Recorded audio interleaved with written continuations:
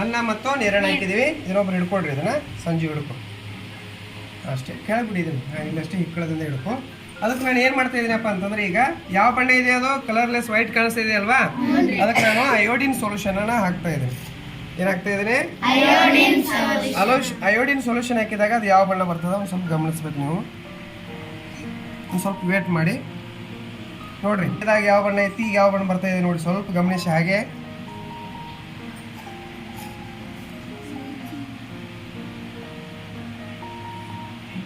ನೋಡಿ, colour change ಕಾಣಿಸ್ತಾ ಇದೆನಾ?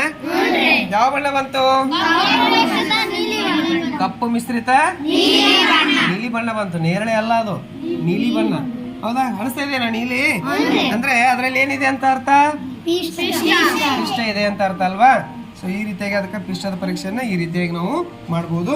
ಅದು ಕಪ್ಪು ಮಿಶ್ರಿತ ನೀಲಿ ಬಣ್ಣ ಬಂದ್ರೆ ಮಾತ್ರ ಏನಿದೆ ಅಂತ ಹೇಳ್ಬೇಕು, ಪಿಷ್ಟ ಇದೆ ಅಂತ ಹೇಳ್ಬೇಕು. ನಾವು ತೆಗೆದುಕೊಂಡಂತ ವಸ್ತು ಯಾವುದು? ಆಹಾರ ಪದಾರ್ಥ ಅನ್ನ ತೆಗೆದುಕೊಂಡಿದೆ ಅಲ್ವಾ? ಅಕ್ಕಿಯನ್ನು ಬೇಯಿಸಿದಾಗ ಆಗೋದು ಅನ್ನ.